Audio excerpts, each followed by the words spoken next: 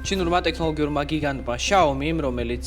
ცნობილია ძირითადად მცირე და საშუალო ზომის საყოფაცხოვრებო ტექნიკით, გადადგა მორიგი ნაბიჯი ელექტრომობილების განვითარების მიმართულებით და წარმოადგინა რიგით მეორე ავტომობილი, რომელიც ასევე ცხადი არის ელექტრომობილი და ამჯერად ის არის SUV-ის კატეგორიის, მაგრამ დიზაინით ის შეიძლება ითქვას, რომ გავს უკვე არსებულ ავტომობილებს, მათ შორის მთავარი კონკურენტი არა, მაგრამ ინსპირაციის წყარო ახალი Xiaomi-ისთვის იყო სავარაუდოდ Ferrari Puro Sangue, რომელიც არის ლეგენდარული იტალიური ავტომწარმოებლის საჯინიბოს მიერ შექმნილი პირველი SUV თავის წილ და მოკლედ მსგავსება ჩანს ბევრი მიმართულებით უშუალოდ ავტომობილის ფორმებს თუ შევხედავთ, ასევე არის დიზაინის ენაშიც არის მნიშვნელოვანი სხვაობები, მაშუქების ფაქტობრივად მსგავსია, ორივე ავტომობილს აქვს ხაზიანი LED მაშუქები და ასევე ცხადია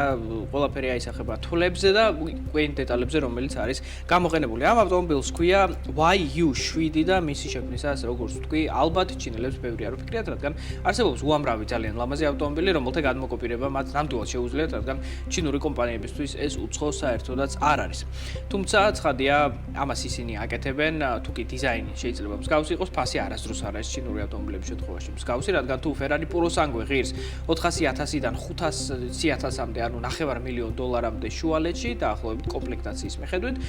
Xiaomi-ის ფასი ჯერჯერობით კონკრეტულად ცნობილი არ არის, მაგრამ როგორც ამბობენ, ის იქნება დაახლოებით 10-ჯერ უფრო ნაკლები, ანუ ის ბაზარზე გამოჩნდება როგორც არსებული ელექტრომობილების, მაგალითად Tesla Model Y-ის პირდაპირი კონკურენტი, მაგრამ ამასთანავე ცხადია შეეცდება რომ კონკურენცია გაუწიოს Porsche Macan-საც, რომელიც ასევე გამოდის უკვე ელექტრიფიცირებული. ნამდვილად ერთი რამ, რაც თანამდვილებით ვიცით ამ ავტომობილთან დაკავშირებით, არის მისი დიზაინის პარამეტრები და ასე ვთქვათ,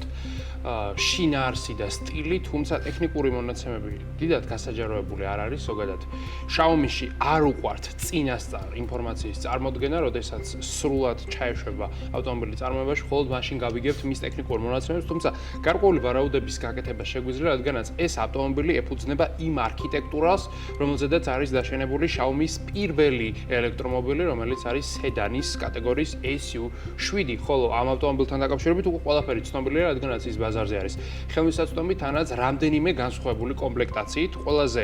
დაბალ ვერსიაში, რომელიც არის უკანა წამყვანი თვლებით, ავტომობილს აქვს 255 ცხენი ზალა, ხოლო მაქსიმალურ ვერსიაში აქვს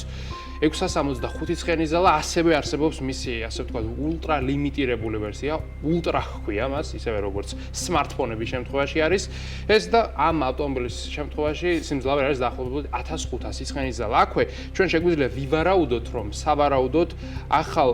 ელექტრომობილს SUV-ის კატეგორიისას ექნება დაახლოებით ისეთი ტექნიკური შესაძლებლობები, როგორიც ეს ჰქონდა სედანს, რადგანაც ახალი ავტომობილისათვის Xiaomi-ში ახალ ელექტრომობილის არქიტექტურას უბრალოდ არ შექმნიან, ეს იქნება კომერციულად გაუმართლებელი. აქვე კომერციულობასთან დაკავშირებით გარკვეული ვარაუდების გაკეთება უკვე შეგვიძლია Xiaomi-ისგან დადასტურებულად, რომ მისი ფასი საწყისი ვერსიისა იქნება $30,000-დან $40,000 ფარგლებში, ხოლო მაქსიმალური და ულტრა ვერსიები სავარაუდოდ შედარებით უფრო ძვირი ეღირება.